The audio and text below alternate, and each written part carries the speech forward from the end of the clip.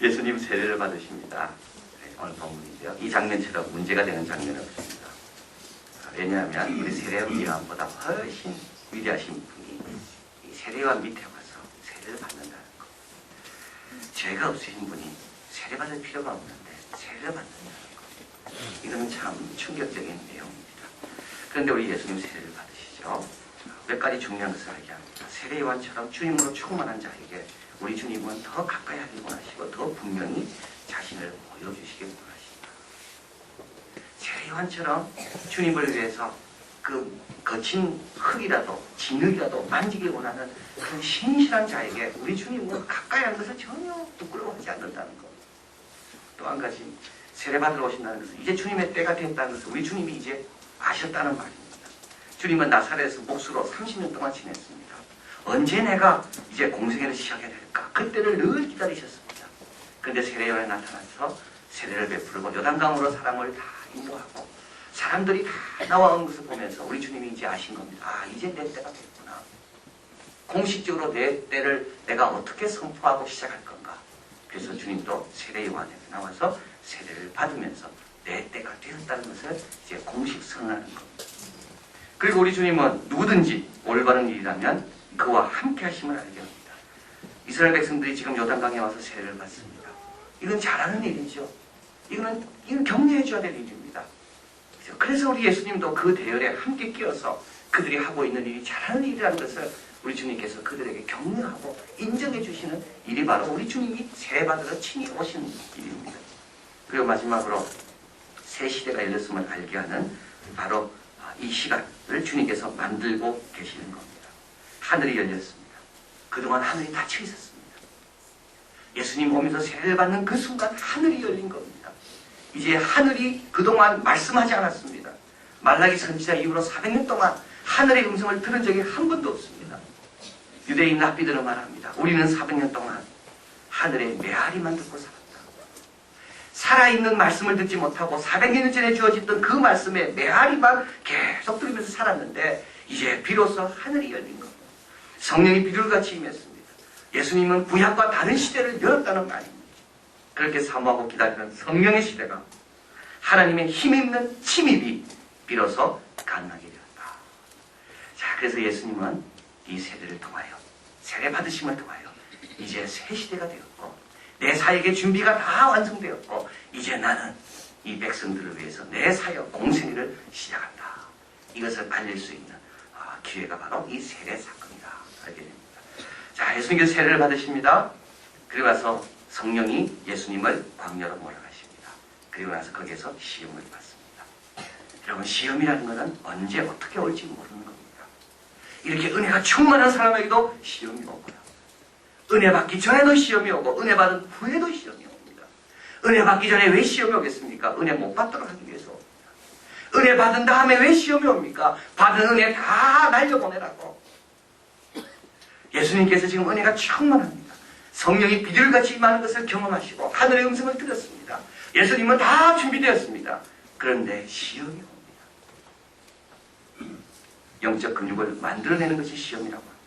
감정적인 흥분을 걸러내고 더덥고 감정적인 것과 영원한 것을 구분할 수 있도록 하나님은 우리에게 시험의 과정을 반드시 거치게 합니다. 사탄이 예수님을 시험하죠. 마태복음에 누가복음에 뭘 시험했는지 나와 있습니다. 사탄이 예수님을 향해서 낸 시험 문제는 제일 어려운 겁니다. 사탄이 이때까지 쉬운 문제만 내도 인간은 다 거기에 쓰러졌습니다. 그러나 예수님은 하나님의 아들이기 때문에 보통 문제 가지고는 쓰러지지 않습니다. 그래서 사탄이 준비하고 나온 문제는 가장 어려운 문제. 우리도 그 어려운 문제만 알면 세상에서 우리가 승리할 수 있습니다. 자, 첫째 문제는 뭡니까? 돌로 떡이 되게 하라는 거죠. 돌로 떡이 되게 하라. 여러분, 이건 뭘까요? 이 문제는 뭘까요?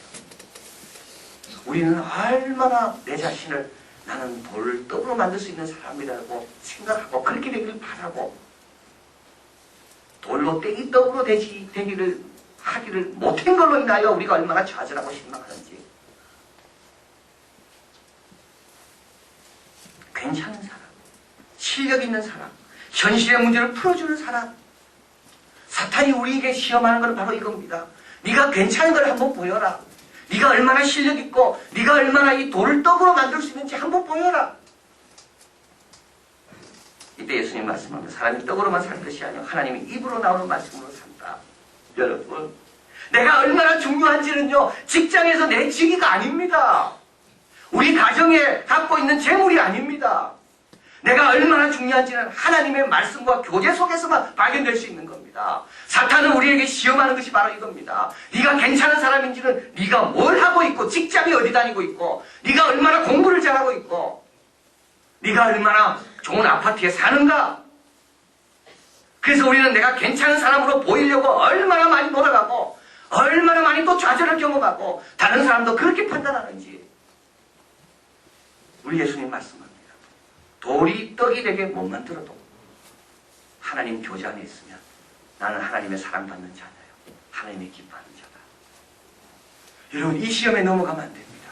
이 시험에 넘어가면요, 우리가 얼마나 다른 사람을 외모로 판단하게 되는지, 얼마나 내 자신을 하나님 안에서의 가치를 발견하기보다 세상 사람들의 평가와 세상 사람들의 인정에 내 가치를 평가하려고 하는지, 이게 다 시험입니다. 나는 누구입니까? 돌로 떡으로 만들어야만 가치 있는 사람입니다.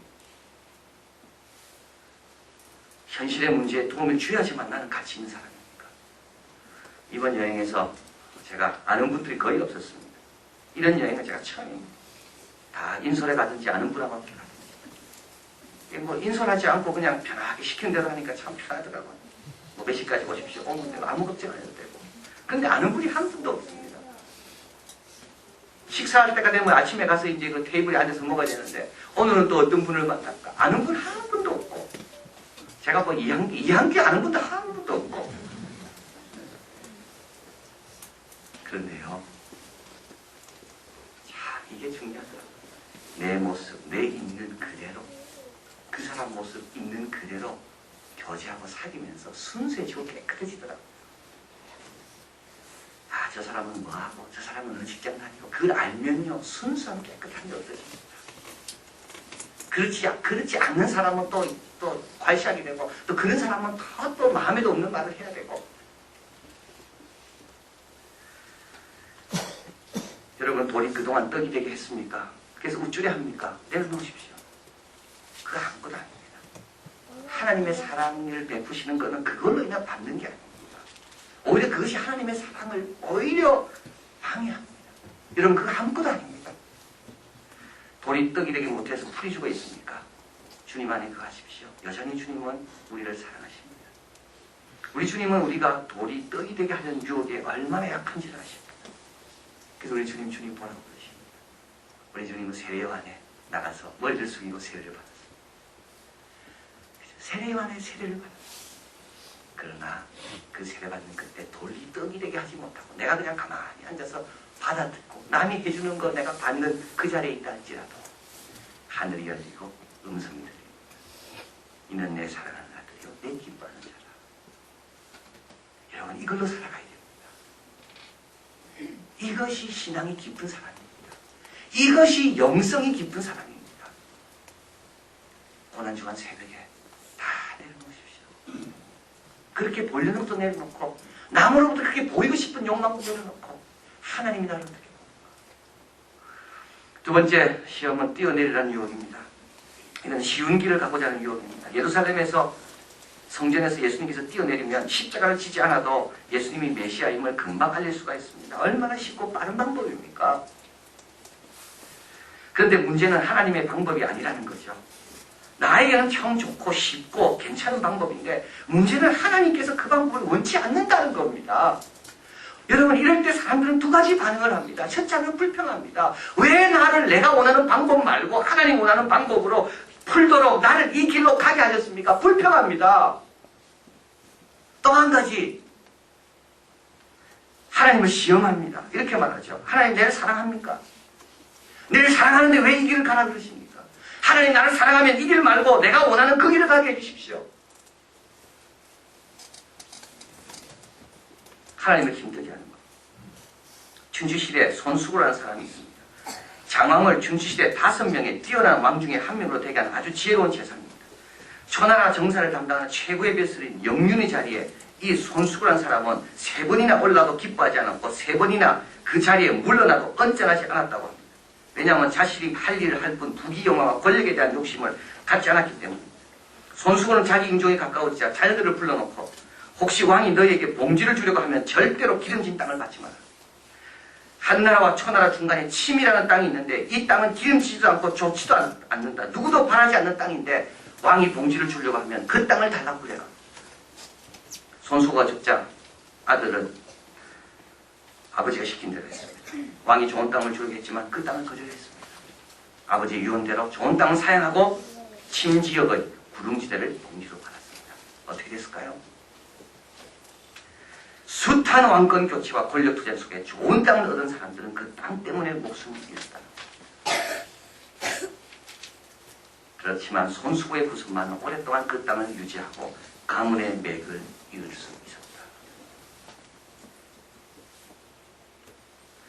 여호와께서 말씀합니다. 내 생각은 너희 생각과 다르며 내 길은 너희 길과 달라서 하늘이 땅보다 높은 같이 내 길은 너희 길과 다르다.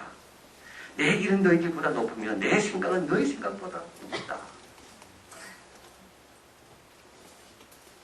여러분 지금 내 생각과 다른 길을 가고 있습니까? 그게 더 좋은 길이기 때문에 그렇습니다. 편하고 쉽고 내 뜻대로 됐으면 얼마나 좋을까.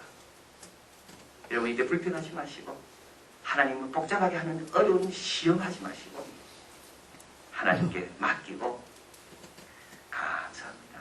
잘 갈 수 있도록만 도와주십시오. 그렇게 기도하십시오.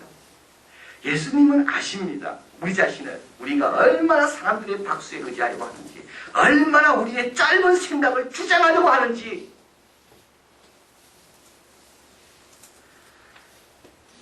여러분 예수님 말씀 기억하십시오. 하나님을 시험하지 말라. 하나님은 우리를 여전히 사랑하시고 사랑하기 때문에 우리 생각과 다른 길을 때로는 걷게 하실 때도 있다. 마지막으로 예수님께서 받은 시험은 세상 영광을 보여주며 절하게 하는 시험입니다. 사탄이 모든 영광을 보여주며 나에게 절하면 이걸 주겠다고 했습니다. 여러분 이 시험은 무슨 시험일까요? 절하라는 말은 무슨 뜻일까요?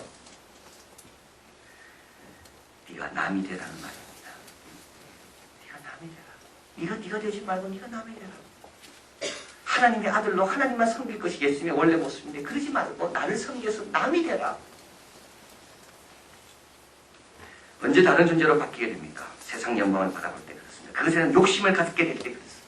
그것에 대해서 마음을 쏟게 될 때부터 우리는 하나님의 자녀로서의 어떤 권세와 어떤 그 영광과 어떤 그런 능력을 가진 자가 아니라 세상 비율을 맞춰야 되고 세상 사람들에게 아부해야 되고 사드락 메삭 아벳느고가 끝까지 충성할 수 있었던 것은 왕이 줄 수 있는 것보다 하나님을 귀한 분으로 있기 때문에 그렇습니다. 다니엘이 사자굴에 던져지는 것을 알고도 예루살렘을 향해 창문을 열어놓고 기도할 수 있었던 것은 바벨론의 영광보다 주님을 더 귀하게 여겼기 때문에 모세가 가나안 땅에 들어가지 못했지만 모세는 여전히 모세였습니다. 하나님이 그를 영광스럽게 하지 않아도 모세는 하나도 변치 않고 여전히 모세였습니다. 왜냐하면 모세는 영원히 들어간 그 약속의 땅, 그 하나님의 나라를 바라봤기 때문에 우리가 언제 우리 자신이 바뀝니까? 언제 우리가 초라한 하나님의 권세 있는 그 자녀의 자리에서 내 기뻐하는 자요 내 사랑하는 아들이라는 그 음성을 듣는 자리에서 언제 맛을 잃어버리고 빛을 잃어버립니까?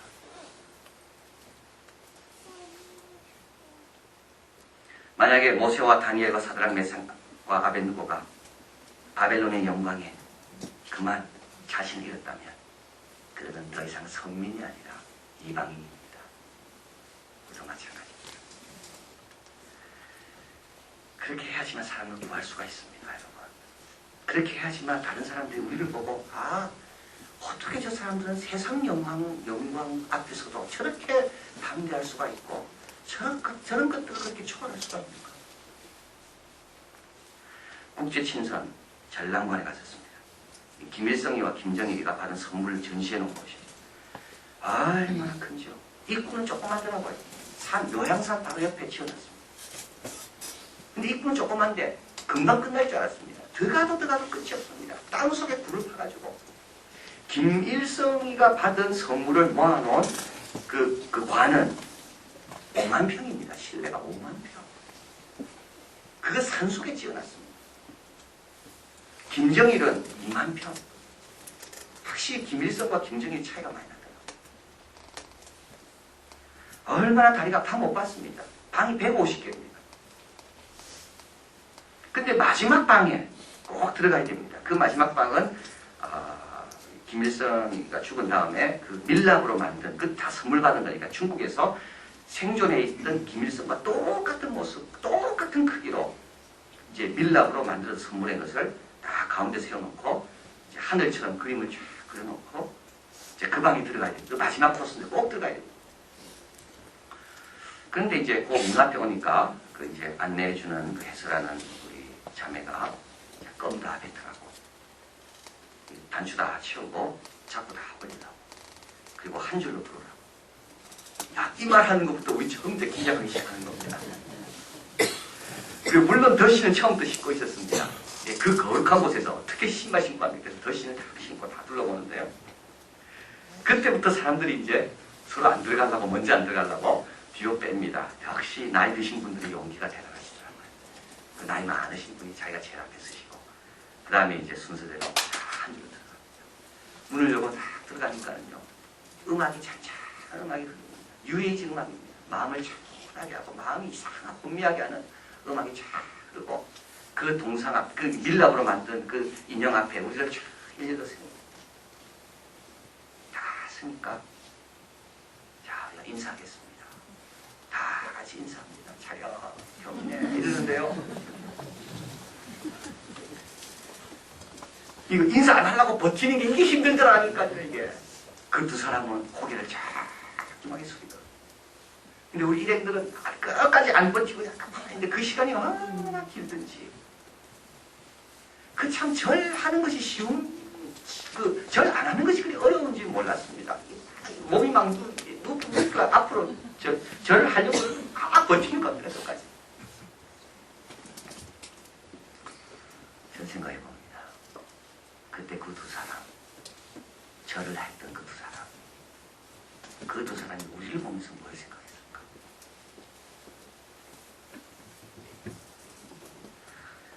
우리를 불쌍해 봤을까요? 안 그러면 왜 우리만 하고 있는 걸까? 왜 자기들만 절하고 있는 걸까? 왜 남한에서 오는 사람들은 전부 다 기독교인들은 절하지 않고 절에 서 있는 걸까?